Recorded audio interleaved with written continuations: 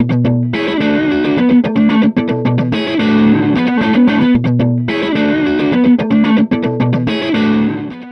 Luis Figueroa Rangel, El Cepillo. Soy candidato de Morena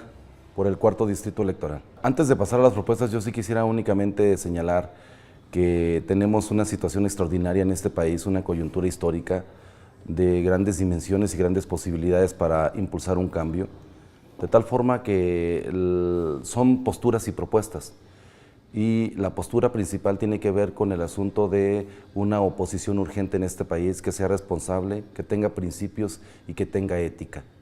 Segundo, para poder ir a enfrentar una serie de consecuencias de la política neoliberal que desde 1982 se está llevando a cabo en este país, con lamentables consecuencias. Por lo tanto, lo que urge establecer la soberanía en este país.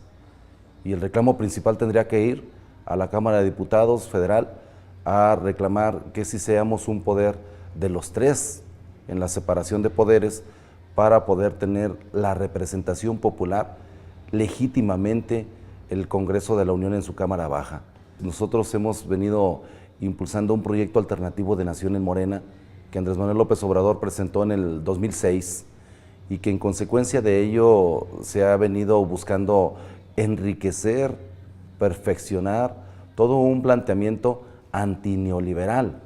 antisistémico, antirégimen que gobierna actualmente en nuestro país, que ha sido la derecha y la ultraderecha en los casos de los 12 años del PAN. Y entonces los planteamientos son concretos: restablecer el orden político en México y los derechos públicos de la ciudadanía, los fundamentales que tienen que ver con la educación pública, la salud pública, el derecho al empleo y una remuneración bien pagada, el incremento paulatino del salario mínimo que inicie por la homologación, la desaparición de zonas y la reactivación económica, buscando que estratégicamente impacte en el campo, impacte en la industrialización del país, pero para ello tienes que tomar medidas soberanas,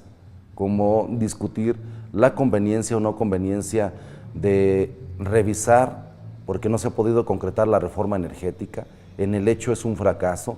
y entonces revisar qué hacer con el energético, si el esquema privativo que impulsó e impuso Enrique Peña Nieto es factible para los mexicanos,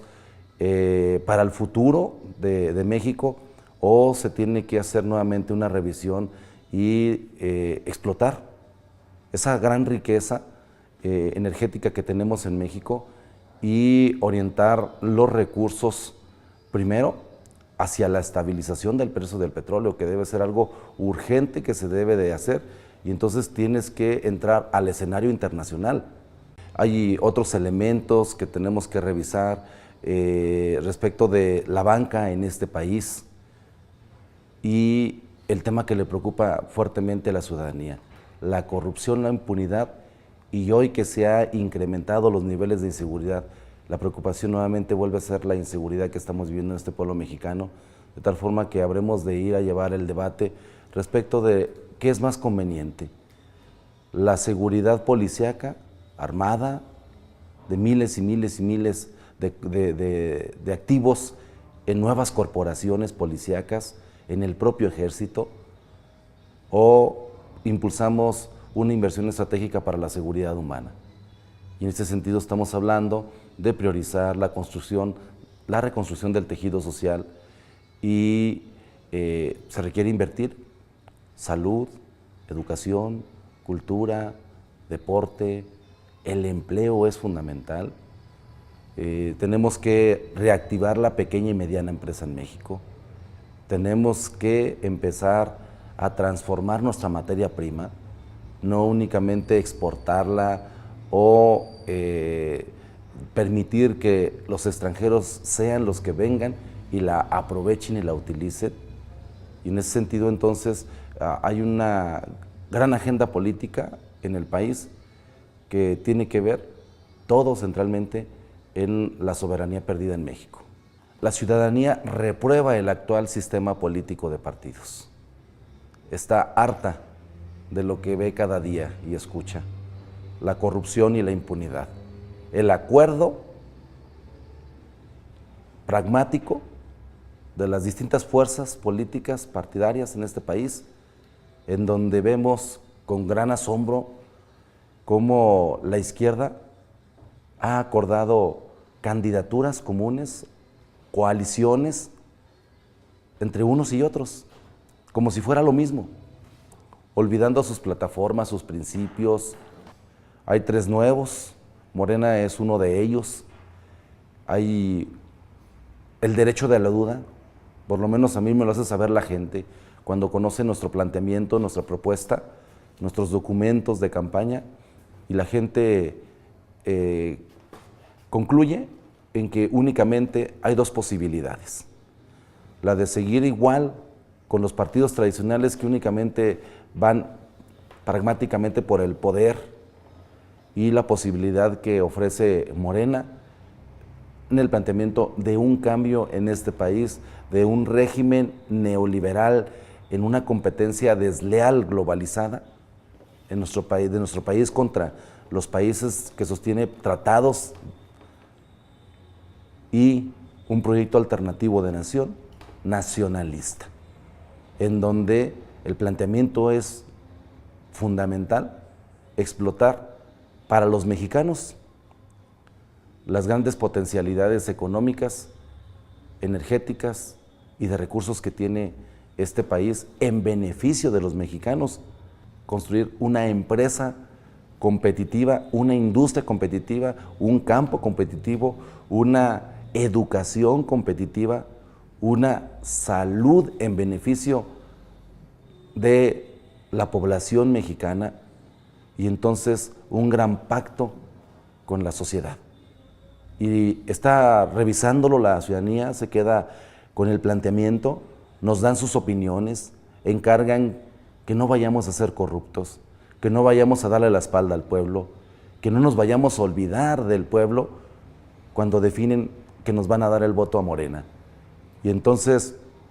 este hartazgo que manifiesta la sociedad debería de ser analizado y escuchado con mucha sensibilidad política por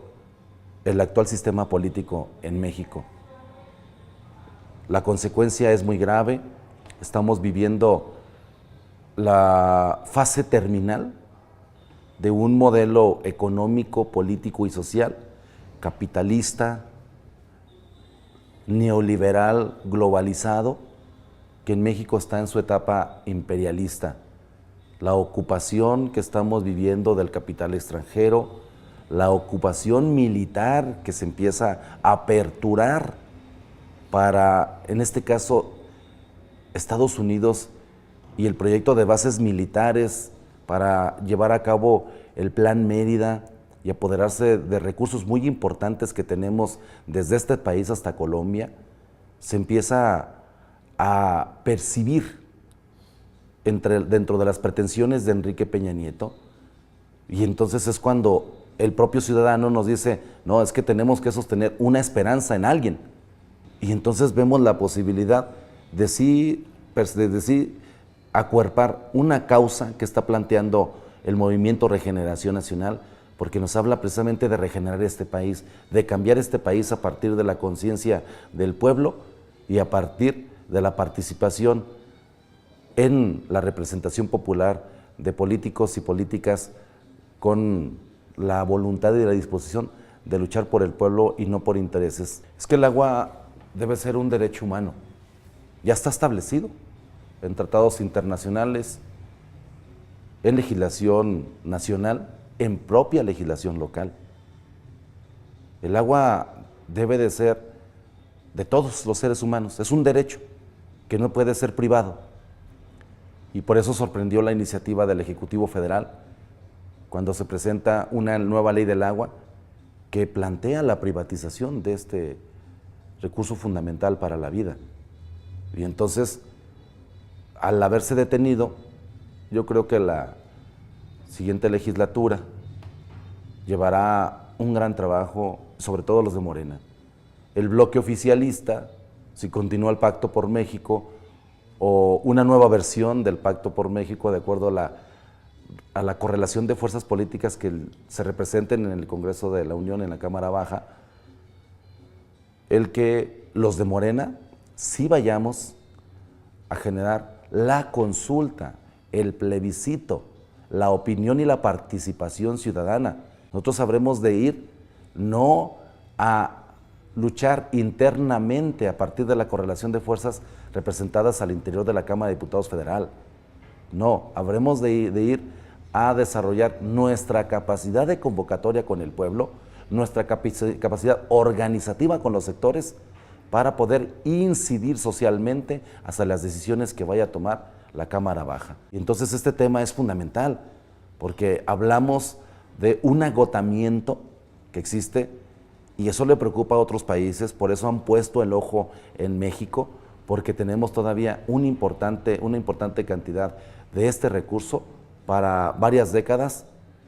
y quieren apoderarse porque hoy en México y en otros países es un gran negocio el agua, pero sobre todo en el futuro el control estratégico de este recurso, como lo fue en su momento el petróleo y como lo es hoy de manera desesperada para otros países como Estados Unidos por su dependencia de energéticos y por no impulsar políticas alternativas de explotar una nueva fuente energética en este planeta. Y estamos llegando a un agotamiento, por lo tanto el debate tendrá que ser cómo impulsamos políticas para poder cuidar el recurso, para poder cuidar nuestro medio ambiente, para poder almacenar agua, para poder garantizar que en las futuras generaciones tengan el mismo derecho al agua. Por supuesto que sí, además de que ahora resultó que estamos observados desde hace 20 años por Estados Unidos. Y bueno, algo que queramos ocultar a algún personaje público, pues ahí está todo el archivo que le pueden compartir a México de acuerdo a sus pretensiones o intenciones del partido oficialista. Yo lo doy inclusive a conocer ahorita públicamente, aunque lo habré de hacer administrativamente. Comentarte que apenas ayer la Auditoría Superior abrió su página para poder hacer el procedimiento de la declaración del patrimonio y pues para mí no va a ser nada complicado, lo único que tengo que demostrar como un patrimonio es el que soy dueño de un carro, de un vehículo Versa, modelo 2014, que tuvo un valor de 193,000 pesos y no hay más bienes. Y entonces yo no tengo ningún problema con mi declaración patrimonial porque lo que he dicho no es un discurso, no es demagogia, es una realidad. Yo como servidor público he sacrificado mis intereses personales por servirle lo mejor posible a mi ciudadanía y además de ser congruente y honesto. Por supuesto, y el Tribunal de Cuentas, pero no con las reglas que quiere Peña Nieto, porque es una burla para el país donde el presidente tiene la última palabra y él puede establecer tanto fiscalías como el encargado de ese sistema anticorrupción. El Tribunal de Cuentas y el sistema anticorrupción hoy no es únicamente una preocupación nacional de la ciudadanía, es una preocupación internacional. México, en lugar de bajar, sube en materia de corrupción en la OCDE, donde este año Transparencia Internacional da a conocer que México llega al 107 de los más corruptos. Subió 4 puntos, 4 países, superó a 4 países en corrupción. Se pierden más de 500,000 millones de pesos en corrupción. Te pongo un ejemplo hoy, como urge para la Secretaría de Educación Pública que se ponga atención por parte de las auditorías correspondientes, tanto las estatales como la federal, la Auditoría Superior de la Federación. Se están corrompiendo los programas de educación de la Reforma. Al haber trasladado el derecho de los municipios para poder ser los responsables de las obras de infraestructura, de equipamiento, de modernización o mantenimiento de las instituciones educativas, hoy vemos cómo un municipio licita a un valor y otro municipio a otro, de acuerdo a la conveniencia y el interés de hacer negocio con la educación. La reforma educativa genera corrupción, no terminó. Había corrupción en los sindicatos y había una gran cantidad de recursos que estaban perdiendo en el confort al que acostumbraron a los sindicatos y a los partidos políticos y a los gobiernos en turno para tener maestros como operadores políticos comisionados. Pero hoy quiero comentarte que no se ha perdido todavía esto. Hay 300 maestros comisionados nada más de primaria por Marco Vinicio y por otras autoridades educativas aquí en Zacatecas que violentan la propia ley de educación en Zacatecas y en México. Deberían de estar con licencia sin goce de sueldo y no lo están. Y entonces, nada más viendo el tema de educación, porque todavía sigue vigente, la gente sigue creyendo que la reforma educativa fue buena, cuando nos damos cuenta cómo el derecho a la educación se está privatizando. La educación superior está de manera acelerada privatizándose y acortándose en la posibilidad de ingreso en el sistema público. Podemos hablar de más corrupción. En la Secretaría de Comunicaciones y Transportes se está señalando una corrupción desmedida, donde las obras no se respetan. Hoy están permitiendo que lleguen empresas sin ninguna experiencia en construcción de carreteras a ser los beneficiarios de las obras y de montos millonarios federales, y no hay quien les diga nada, no hay quien los detenga. Por eso sí urge el Tribunal de Cuentas y urge un sistema anticorrupción, y entre más ciudadano pudiera estar representado,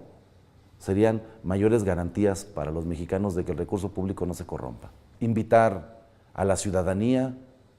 con derecho a votar, que estamos viviendo un momento difícil, crítico, en lo económico, en lo político y en lo social en este país. Las cosas llegaron a su límite, hay pocas alternativas de continuar así, porque no va a haber crecimiento económico, está precarizado el salario y los derechos laborales, está limitada la libertad en este país de asociación, de manifestación y de expresión. Y entonces los invito a que sí hagamos uso de un derecho que todavía lo tenemos, el derecho al voto, y que no vayamos a caer en la trampa del sistema que está promoviendo que no haya motivos para votar, y que entonces el día de la elección sí le echemos las porras a la selección nacional, pero que no sea un distractor para no votar, que sí encuentre la ciudadanía en las propuestas de los distintos candidatos y candidatas a diputados federales motivos o razones para votar. Y entonces nuestro llamado en Morena a que los jóvenes, las amas de casa, los campesinos, los maestros, los profesionistas, toda la ciudadanía con derecho a votar, vaya y sea responsable en este derecho ciudadano, y que en familia el hombre y la mujer analicen el futuro que quieren dejarle a sus hijos, y entonces sí vayan a votar por sus hijos, por sus nietos, por las nuevas generaciones a las que no las podemos condenar a un futuro precario, a un futuro incierto, y más bien a un futuro donde este país explote sus grandes cualidades y capacidades y se las deje como una herencia a nuestros hijos, que serán los que habrán de estar al frente de este país en un futuro, en 1 o 2 décadas.